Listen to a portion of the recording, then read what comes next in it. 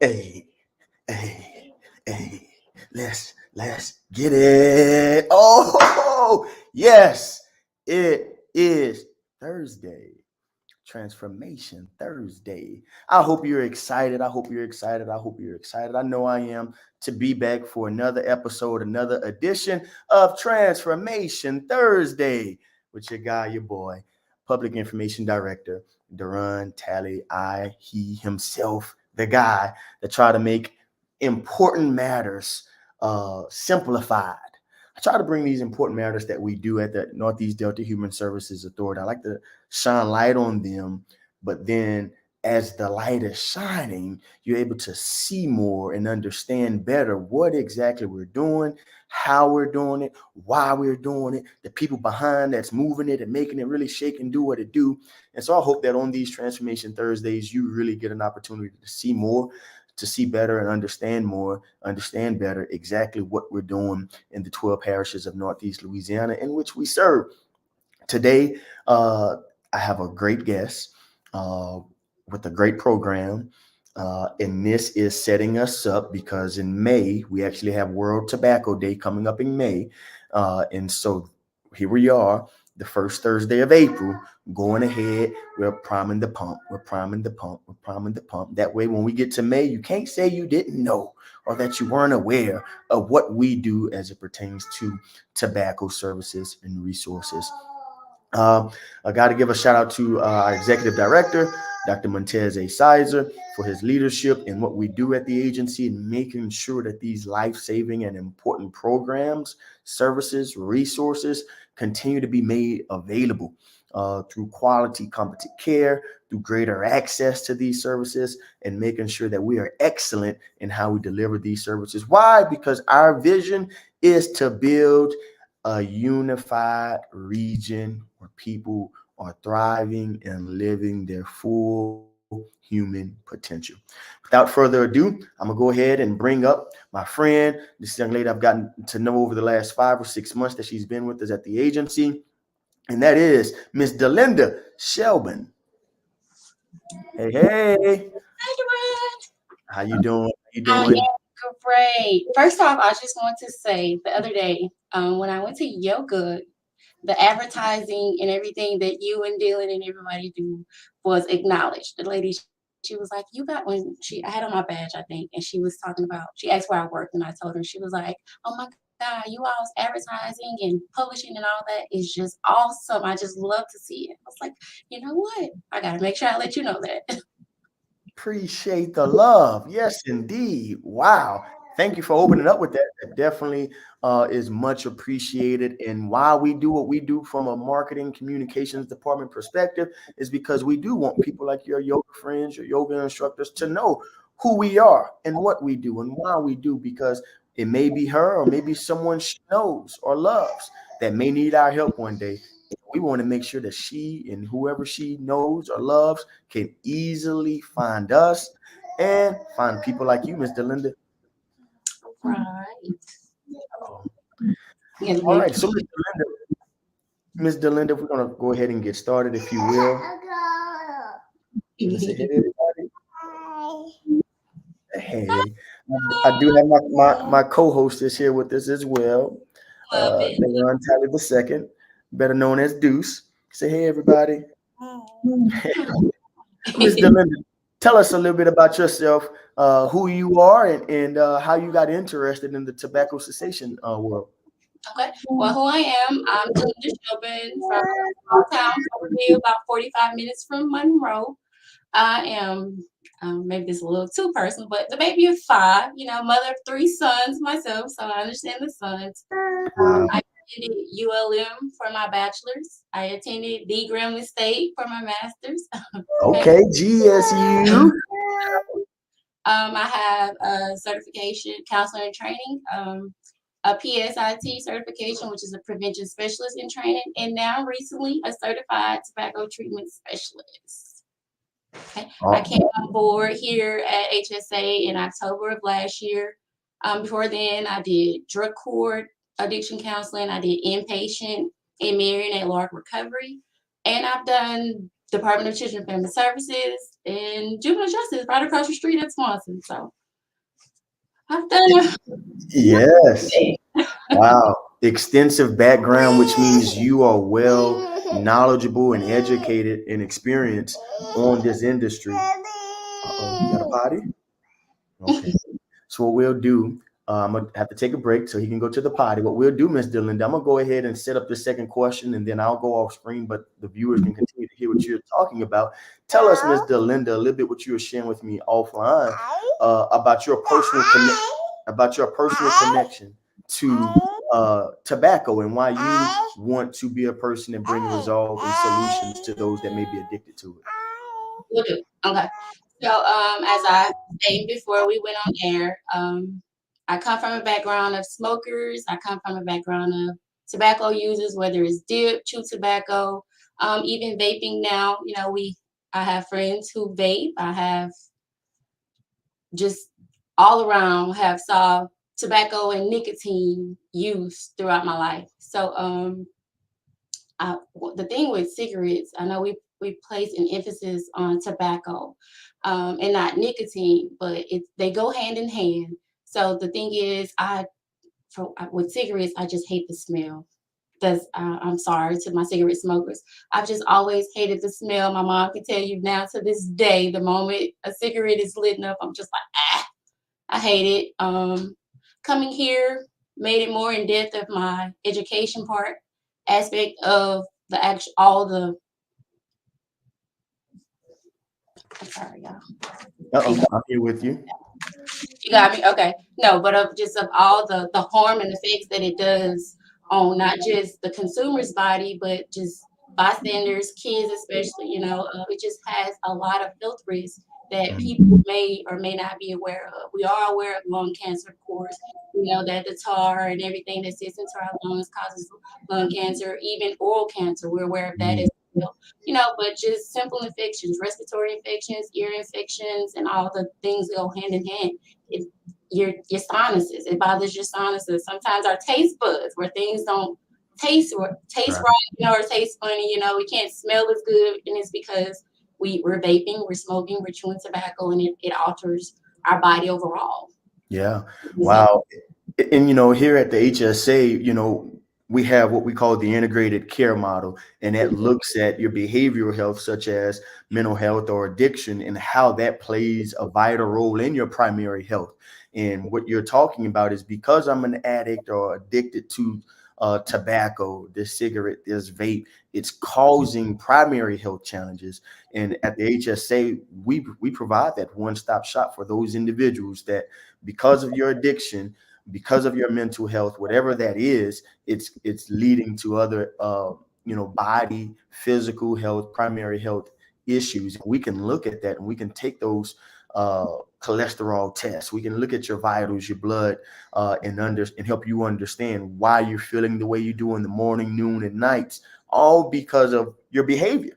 And that's important for us as an agency to provide that, but even as us as consumers, us as citizens, to know that there is a place that we can go to that can help us look at and understand how smoking a cigarette can cause other issues down the road. Tell us exactly, DeLinda, how does it work, right? What other services and how do I get connected to it? Okay. I work here at the Monroe Behavior Health Clinic of South Grand, and we have the nurses who do the medical aspect. We have the LPCs, the LCSWs, licensed clinical social workers, who all provide, whether it's mental health or substance abuse education, individual and group sessions. We even have the pharmacy here, the Genoa Pharmacy, right on hand for people where they can come pick up their prescription. So you see the doctor, you get prescribed your medication, you can walk right to the bag and pick up your prescription. Like you said, it's a one-stop shop. As for me, when they come in for whatever their assessment is for, and they express that, hey, they smoke, the clinicians that they see before they refer to me, they ask, are you interested in stopping or even reducing? Because the main goal with me is to reduce, just like any habit, it has to be unbroken, and it's not an overnight process. So I always tell them, the goal is to quit, of course, but the initial start is to reduce. If you go from 10 cigarettes to 8 cigarettes a day, that's 2 less cigarettes.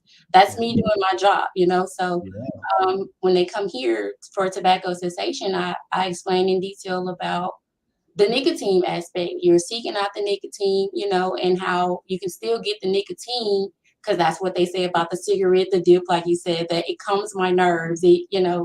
I cannot start my day without a morning cigarette. So it's like, well, hey, how about first thing in the morning when you get up to do your hygiene, you put a clean patch on. After you wash your hands from touching the patch, you can pop you a piece of gum or a lozenge, and you get the same effect, maybe not as instant as the cigarette or the dip will give you, but if you can just wait out a couple of more minutes and you still get the same effect of that nicotine, but without all the harmful chemicals that, you're puffing or you're sometimes swallowing when you're chewing tobacco, and vaping, putting out a lot more smoke and everything in your lungs. Yeah, no, that's valid. And I love your point on getting us to that first step of first choosing that, hey, I do want to change this behavior, whether it's, hey, I want to stop or I need to reduce. We know we got to admit that there is a problem, but I love that you're recommending and have that stepped approach of, hey, let's go from 10 to 8. How important is that, and how successful have you seen versus, using the reduction model versus the cold turkey model, if you will? Okay. So that is the most important part, is realizing that we need to start somewhere. We all have we say unrealistic goals, and that's why we fail a lot. And I'm big, just in my personal life and professional life, I'm a big person on the SMART model, the SMART goals worksheet. Like, they have to be specific. Like, what is it that you specifically want to do? Measurable, attainable, realistic, and time bound. So when we say time bound, we can't set a time on when we'll stop, but we can set an approximate quick date and work toward it. So, hey, I smoke 10 cigarettes a day. Okay. Some people have even used the Ziploc method, where they put 10 cigarettes in a bag for that day, and you set however many hours throughout the day for those 10 cigarettes. And if you go over that hour, you can't go back in that bag. You have to go on to the next. And so with that goes, well, hey, look, I was so busy at work, occupied, or whatever the consumer may have been doing, to where that 2-hour mark that they met, they didn't get to dibble in that. So it's like, okay, well, hey, look, those cigarettes, you put them back in the pack, you start over, and, go back from that method. And with the cold turkey method, I have an older gentleman.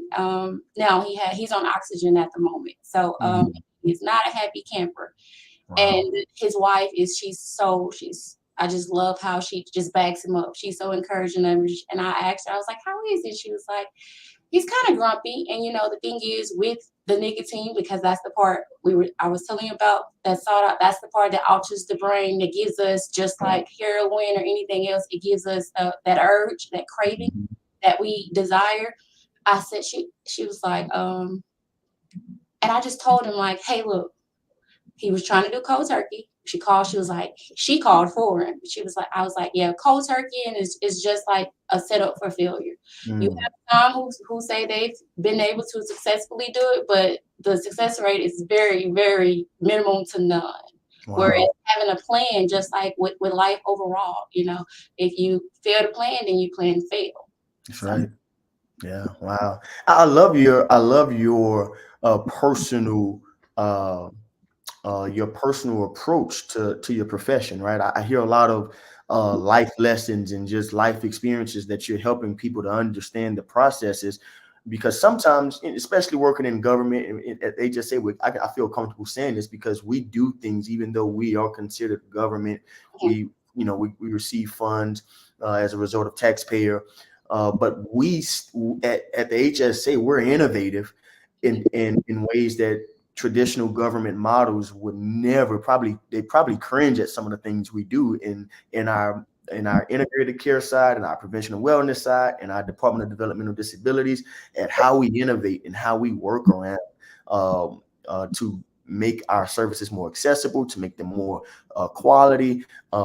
But I love your innovative approach using life lessons. If what I'm hearing and what I understand, how did you get to that? How did you get to say, hey, I got to simplify this thing. I can't give these folks all this fancy scientific jargon. I got to make it make sense for the people. When did that light go out in your head as a service? When it went off with me just in everyday life, realizing like, hey, I don't want to be textbook. It's great to have the knowledge, because I can provide the education aspect, but realizing that everybody is an individual. And you had your son on screen, so I have my oldest son, Asperger's, and it doesn't relate to tobacco, but it relates to realizing that we're all individuals. So I had to learn how to cook separate meals or do things that wouldn't trigger him. And whereas I didn't understand it initially, just realizing that he functions differently, and it's like, hey, my own child functions differently, then we are not robots. Everybody is unique and individualized. So therefore, what may work with the LCSW may not work with the CIT. And it's not because education difference. It's just because we have different personalities. We have different counseling styles. And overall, we're just different people. Yeah. Yeah. And that's huge. They just say, Dr. Sizer says it all the time. We meet people where they are, right? And we got to be willing to come down off of our fancy initials after our name and the alphabet soups to be and relatable. If we're really about transforming lives. And I can see that you are very passionate about this industry. And I know you talked about your family and how you've seen it growing up and see it even today in your home and in your family environment. What is a word of encouragement you would give someone who have tried and failed multiple times that letting go of a vape or cigarette? To keep trying. I have a personal, it's on one of my sticky notes to run. It says, nothing beats a failure but a try. So if you're not trying, then you're failing. So the only thing I would say any day, every day is keep trying. Keep trying. Sometimes we get it the first time around. Sometimes we get it the 15th, sometimes the 50th time around. But that one time you don't try is the one time you don't get it. Wow. That's good. That's good. Well, thank you, DeLinda. How can we get access to the services? I have a family member. I have a friend. Who do I call? Where do I go? How do I get more information? Okay, like you said, we service the 12 parishes in Region 8. We have 6 clinics, but if they can walk into the clinic, that'd be fine. Give either one of the clinics a call, or if they just want more information, over the phone, if that's more convenient, then they can go to our Northeast Delta HSA.org website, and it has a tobacco cessation program listed, and it also has all our clinic listed, all of our clinic names, and someone that they can get in contact with. Awesome. Well, DeLinda, it's been great. It's been great chatting with you, learning more about our tobacco program, learning a lot about you. I love your personal approach. Keep doing great things for this agency and helping change the lives and transform the lives here in Northeast Louisiana.